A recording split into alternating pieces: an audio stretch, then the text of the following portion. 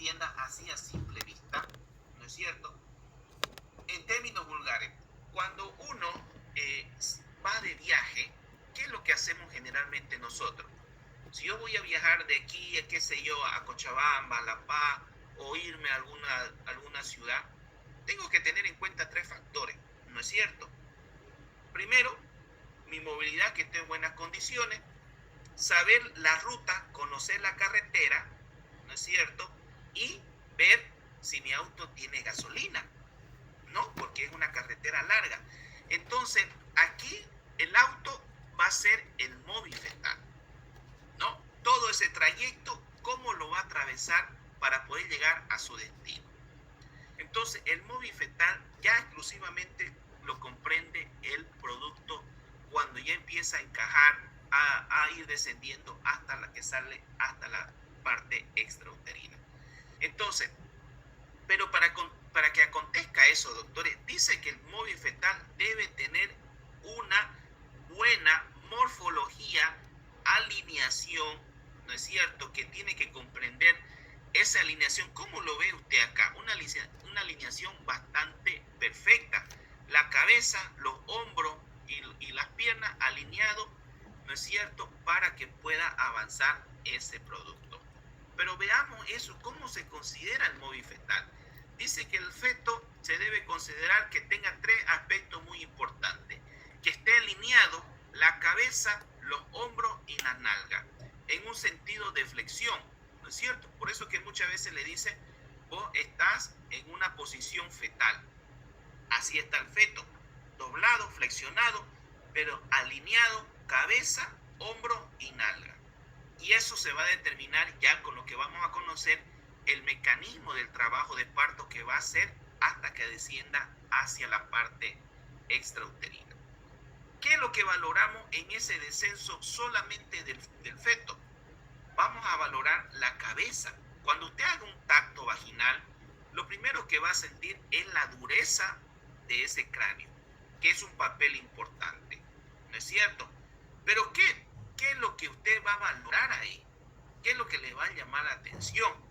Ustedes saben que la bóveda del cráneo está formado generalmente por huesos como ser dos parietales, el occipital, el temporal. Pero ¿y qué nos sirve a nosotros saber esas regiones anatómicas? Existen dos fontanelas importantes, una anterior y otra posterior, que nos sirve generalmente ¿de qué? De punto guía.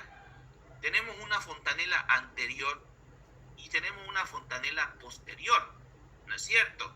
La anterior, que generalmente la vamos a denominar como la fontanela bregmática, ¿no? Y la posterior como la fontanela landoidea.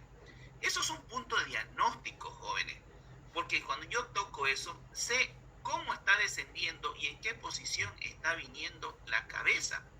Eso es lo que yo hago cuando hago un tacto vaginal.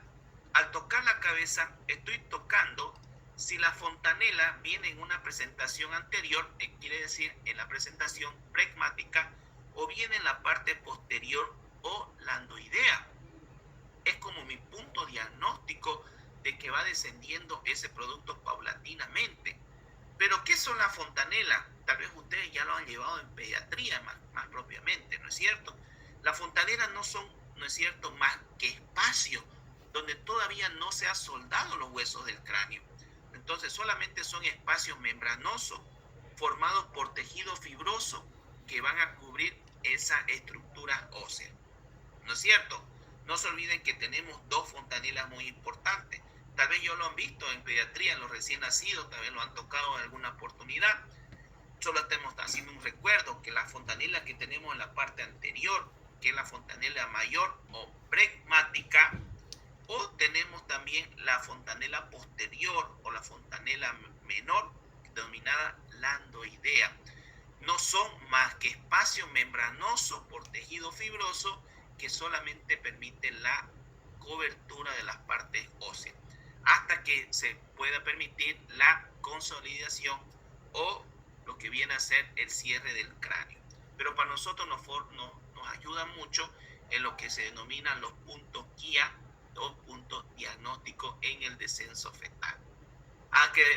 También además nos permite ver la dimensión que tiene generalmente toda la cabeza, ¿no es cierto?, en la parte anterior, posterior, lateral, ¿no es cierto? Y eso nos da como unos puntos de referencia. Ya, por ejemplo, muchas veces cuando ustedes pidan una ecografía, generalmente lo primero que le miden son la distancia entre un parietal a otro parietal, ¿no es cierto?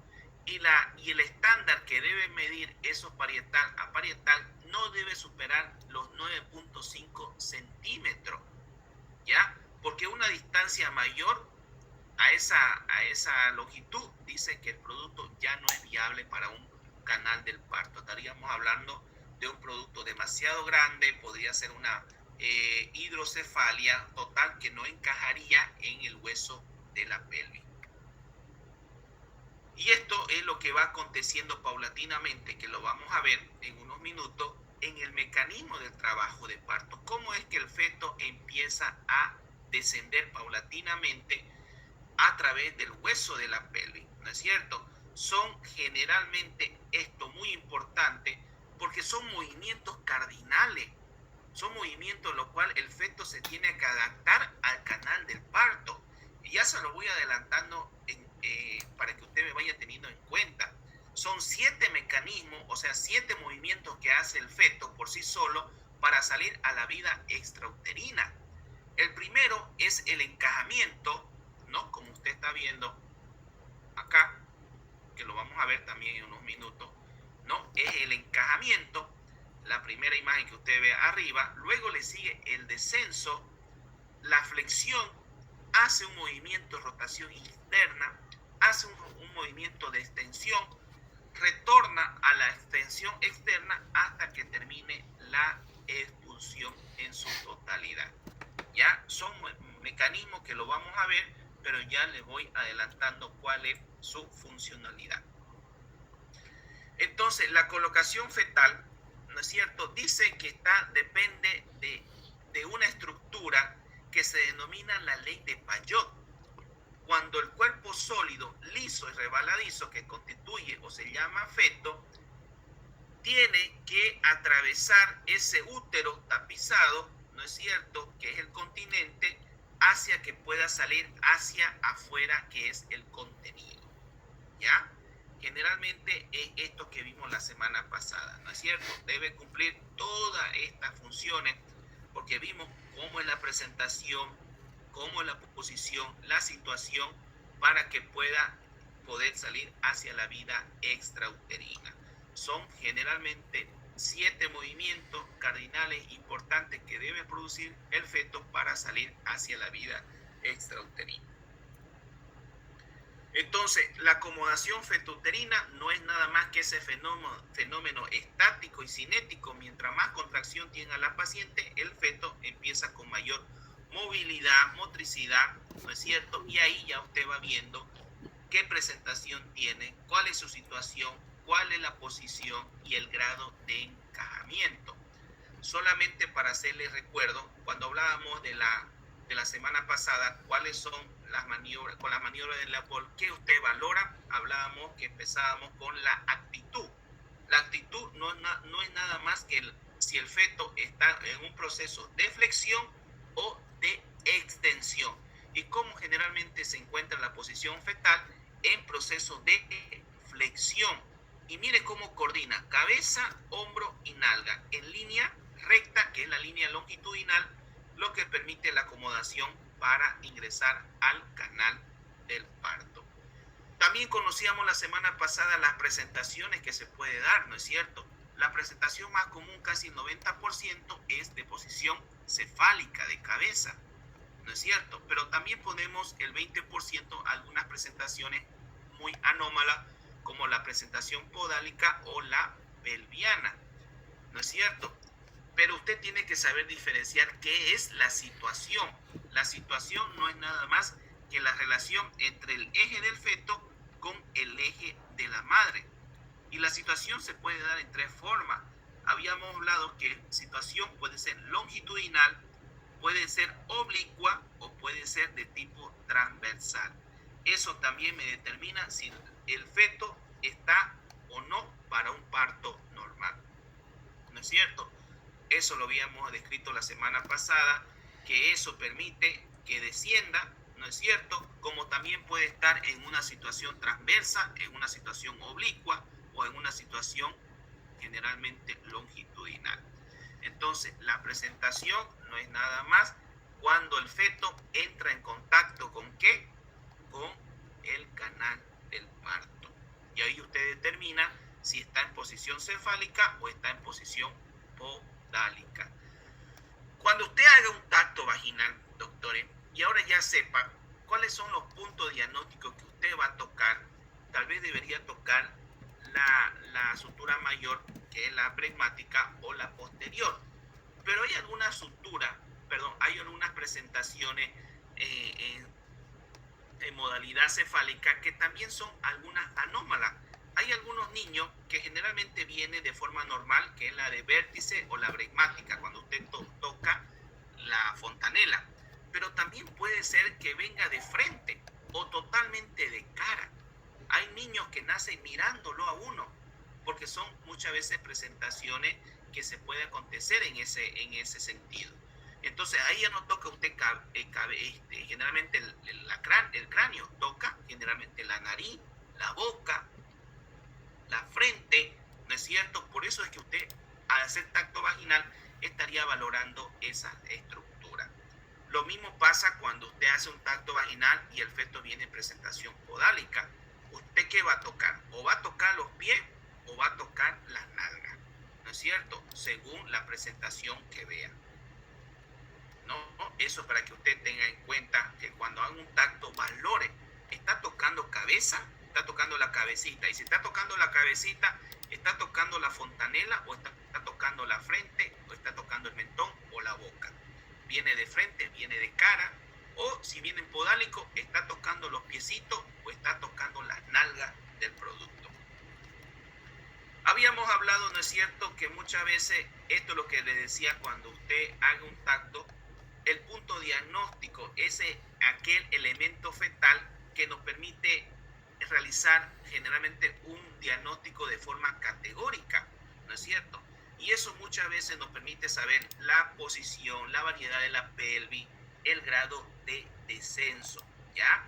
Eso es lo que es importante saber, cuál es el punto guía que estamos teniendo, que nos sirve para establecer dónde está la ubicación de la pelvis, en qué posición está la cabeza del producto y en qué variedad de presentación está viniendo. Cefálico, podálico, está de frente, está de cara, ¿no es cierto? Porque usted está tocando la frente, está tocando la boca, ¿no es cierto? O tal vez está tocando la sutura pregmática, ¿no es cierto? Y muchas veces también sabe la posición, si es del lado derecho o es el lado izquierdo, que lo vimos también cuando hablamos de las maniobras de Leopold. La posición no es nada más en cuál es el dorso fetal, o está del lado derecho o está del lado izquierdo, que es lo que permite a usted también valorar qué cosa, la frecuencia cardíaca fetal. ¿Ya? Eso es muy importante.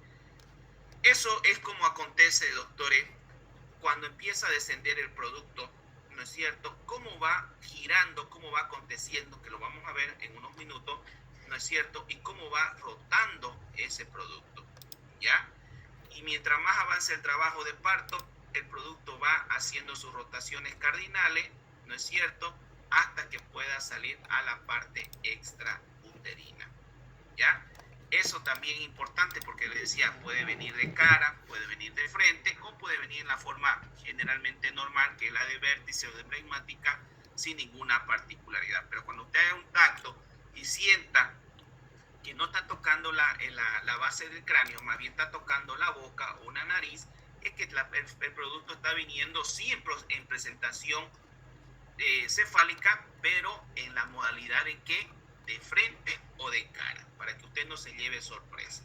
Lo mismo acontece cuando también se lleva parto por alguna mala coordinación, mal examen obstétrico y el producto viene en podálico y ya está en trabajo de parto, ¿no es cierto? O usted está tocando los pies o estaría tocando prácticamente las nalgas. También acontece en la situación transversa, ¿no es cierto? Que muchas veces ni se alcanza a tocar porque prácticamente es el dorso fetal que está generalmente en el canal duro del parto, ¿no? Como también puede acontecer que muy rara vez hasta el brazo podría estar saliendo por el canal del parto, es muy rara vez. Y eso lo vamos a ver en una próxima clase cuando hablemos ya de parto patológico, que son generalmente presentaciones y posiciones anormales. ¿Qué puede acontecer cuando no tiene esa estructura, esa longitud, esa coordinación entre la cabeza, los hombros y las nalgas y no encaje en lo que viene a ser el canal blando y el canal duro de parto? Bien, ¿alguna pregunta de este primer tema?